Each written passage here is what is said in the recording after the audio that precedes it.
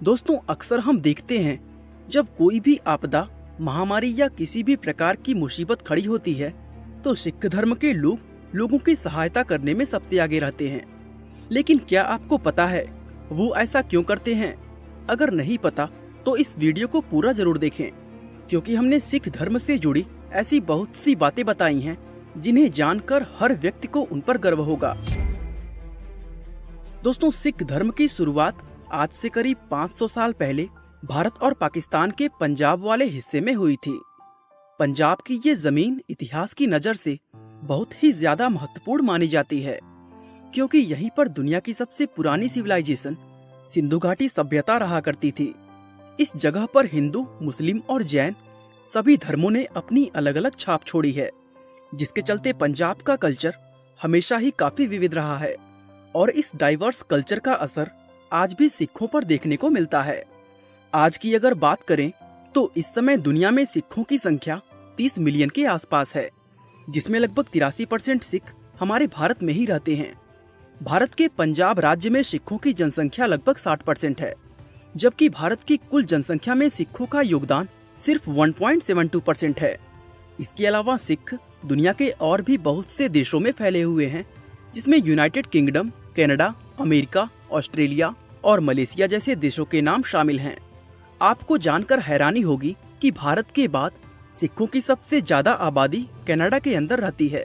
इस समय कनाडा की कुल जनसंख्या में सिखों का योगदान लगभग 1.5% है। दोस्तों, सिखों में कुल 10 गुरु हुए हैं और ये धर्म उन्हीं गुरुओं की शिक्षाओं पर आधारित है। इस धर्म में सभी गुरुओं का अपना अलग अलग महत्व है, लेकिन इनमें सबसे ज्यादा महत्वपूर्ण गुरु नानक को माना जाता है, जो सिखों के पहले गुरु होने के साथ इस धर्म के फाउंडर भी हैं। गुरु नानक का जन्म सन 1469 में पंजाब के ननकाना साहिब शहर में हुआ था, जो इस समय पाकिस्तान का हिस्सा है। उनके बारे में बताया जाता है कि वे जन्म से ही काफी अलग थे। दरअसल बचपन में वह वयस्क आदमी की तरह भारी आवाज में हंसते थे और उनकी यही चीज उन्हें दूसरे बच्चों से अलग बनाती थी। बड़े होने के बाद गुरु नानक सुल्तानपुर चले गए और वहां शाही भंडार के देखरेख की नौकरी करने लगे।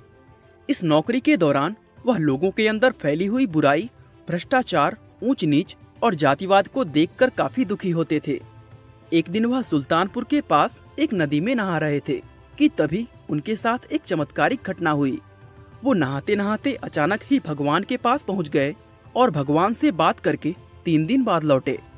लौटने के बाद वे लोगों को इस घटना के बारे में बताने लगे। उन्होंने कहा कि दुनिया में कोई भी व्यक्ति हिंदू, मुसलमान या ईसाई नहीं है। ये बात उन्होंने इसलिए कही थी क्योंकि वह दुनिया के सभी लोगों को एक समान देखना चाहते थे।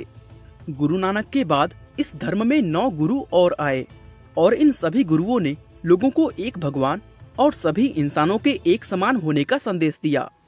गुरु गोविंद सिंह इस धर्म के 10वें और आखिरी गुरु थे, जिन्होंने खालसा सिखों को 5 चीजें केश, कंघा, कड़ा, कछेड़ा और किरपान हमेशा पहनने और अपने पास रखने को कहा था, और इसका पालन करने वाले बहुत से सिख आपको आज भी दुनिया के अंदर दिख जाएंगे। साथ ही उन्होंने सिखों के धार्मिक ग्रंथ गुरु ग्रंथ साहिब को पूरा करके उसको अंतिम रूप दिया था, और आज सिखों में यही ग्रंथ आखिरी जीवित गुरु के रूप में जाना जाता है। इस ग्रंथ के पहले 2 शब्द एक ओंकार है, जिनका मतलब ये है कि ईश्वर केवल एक है और वही सबसे बड़ी और सबसे सच्ची वास्तविकता है। एक ईश्वर में विश्वास होना सिख धर्म की सबसे बड़ी और सबसे महत्वपूर्ण आस्था मानी जाती है। सिखों का मानना है कि ईश्वर का ना तो कोई रूप है और ना ही कोई आकार, ना वो स्त्री है और ना ही पुरुष। वो हर जगह हर चीज में मौजूद है, जिसको शब्दों में बयां करना असंभव है। गुरु नानक हमेशा इस बात पर जोर देते थे कि एक ईश्वर को कई अलग अलग तरीकों से समझा जा सकता है। किसी के लिए ईश्वर भगवान विष्णु हो सकते हैं, तो किसी के लिए अल्लाह या फिर कोई भी अन्य नाम जिसमें लोगों की आस्था हो, वो भी गुरु नानक का ईश्वर हो सकता है। इसलिए किसका भगवान सच्चा है और किसका भगवान झूठा, लोगों को इस बात पर लड़ना नहीं चाहिए। दोस्तों, सिख धर्म लोगों के कर्मों के अनुसार उनके स्वर्ग और नर्क में जाने पर आधारित नहीं है, बल्कि इस धर्म में पृथ्वी पर इंसानों के जीवन को ही नर्क माना जाता है, क्योंकि उनके अनुसार इंसान मरने के बाद अपने कर्मों के आधार पर अलग अलग रूपों में बार बार जन्म लेता है। ये एक जाल की तरह है जिसमें हर इंसान मुक्त होना चाहता है। इसलिए सिख धर्म में हर व्यक्ति का लक्ष्य अपनी आत्मा को ईश्वर से जोड़कर पुनर्जन्म के इस चक्र से मुक्त होना है। और ऐसा तभी संभव है जब एक इंसान खुद को अहंकार से पूरी तरह मुक्त कर लेगा।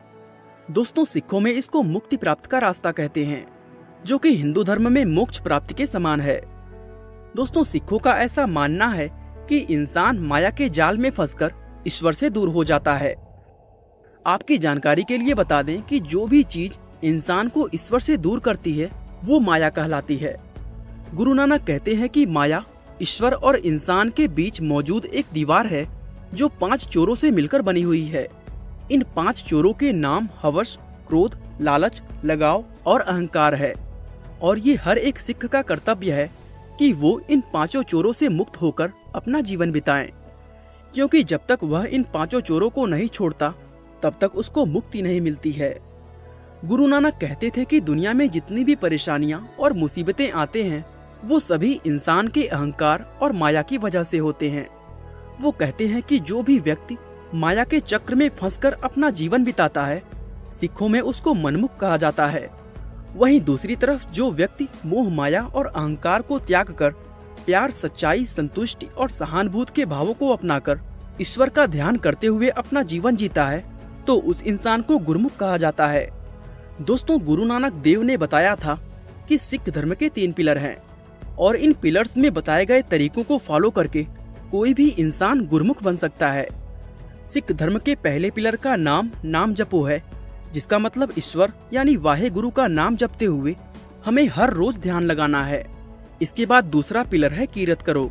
इसका मतलब कड़ी मेहनत करते हुए हमें ईमानदारी से अपना जीवन बिताना है। और आखिर में तीसरा पिलर आता है वंड चखो। इसका मतलब अपनी कमाई हुई धन को दूसरों से शेयर करना है। इसके तहत सभी सिख लोग अपने धन और संपत्ति को अपने समुदाय में साझा करते हैं। साथ ही सिखों द्वारा गुरुद्वारों और दूसरी कई जगहों पर चलाए जाने वाला लंगर भी वंड चखो का ही एक हिस्सा है। गुरुद्वारों में हर धर्म, जाति और जेंडर के लोगों को लंगर में मुफ्त भोजन करने की अनुमति होती है। हमारे भारत के अमृतसर में स्थित हरमंदिर साहिब सिखों का सबसे पवित्र स्थान है, जिसे स्वर्ण मंदिर के नाम से भी जाना जाता है। और आपको जानकर हैरानी होगी कि इस गुरुद्वारे का लंगर दुनिया का सबसे बड़ा फ्री किचन कहलाता है, क्योंकि इसमें हर रोज 1 लाख से ज्यादा लोग मुफ्त में खाना खाते हैं। अब जाहिर सी बात है कि इतना सारा खाना बनाने और परोसने के लिए काफी सारे लोगों की जरूरत पड़ती होगी, और इसी जरूरत को पूरा करने के लिए सिख धर्म के हजारों लोग हर रोज गुरुद्वारों के अंदर मुफ्त में काम करते हैं। दरअसल सिख धर्म के लोग अपने अंदर के अहंकार को खत्म करने के लिए इस तरह की सेवा करते हैं, और सेवा में गुरुद्वारे की सफाई करना, खाना बनाना, बर्तन धोना और अन्य किसी भी तरह की सहायता करना शामिल होता है। और यही छोटी छोटी चीजें इस धर्म को दुनिया के दूसरे धर्मों से अलग बनाती है। दोस्तों, अब आखिर में बात करते हैं सिखों की सबसे मशहूर कम्युनिटी खालसा के बारे में, क्योंकि जिस सिख धर्म को आज हम देखते हैं उसको ये आकार देने का श्रेय इसी कम्युनिटी को दिया जाता है। ये बात 1699 की है, जब सिखों के ऊपर मुगलों के हाथों खत्म होने का खतरा मंडरा रहा था। उस मुश्किल समय में गुरु गोविंद सिंह ने अपने फॉलोवर्स से धर्म की खातिर उनकी जान की कुर्बानी मांगी। कुर्बानी की बात सुनकर वहाँ मौजूद सभी लोग हैरान रह गए, और उनमें सिर्फ 5 लोग ऐसे निकले जो गुरु के कहने पर अपनी जान की बलि देने को तैयार हो गए। गुरु गोविंद ने उन 5 लोगों को केसरी रंग के कपड़े पहनाए और सभी लोगों के सामने उन्हें पंज प्यारे का नाम दिया। इसके बाद गुरु गोविंद सिंह ने उन्हें एक प्याले में मीठा पानी दिया, जिसको अमृत कहा जाता है। इन 5 लोगों ने अलग अलग जात के होते हुए भी एक ही प्याले से इस पानी को पी लिया, और पानी पीकर ये लोग एक बिल्कुल नई कास्टलेस कम्युनिटी का हिस्सा बन गए, जिसको खालसा का नाम दिया गया है। इन लोगों ने अपने नाम के आगे से जाति सूचक शब्द हटाकर सिंह सरनेम अपना लिया। पुरुषों की तरह महिलाएं भी इस अमृत को पीकर इस कम्युनिटी का हिस्सा बनी और उन्हें कौर सरनेम दिया गया। इस तरह सिखों की एक बिल्कुल नई कम्युनिटी अस्तित्व में आई, जिसने पूरे सिख समाज को जोड़कर एक परिवार की तरह बना दिया। आज भी बहुत से सिख सिंह और कौर सरनेम को पाने के लिए गुरुद्वारों के अंदर अमृत नाम की उसी धर्म क्रिया से गुजरते हैं। बाकी दोस्तों, आज के लिए बस इतना ही। वीडियो अच्छा लगा तो लाइक, शेयर और चैनल को सब्सक्राइब करना बिल्कुल ना भूलें। आपका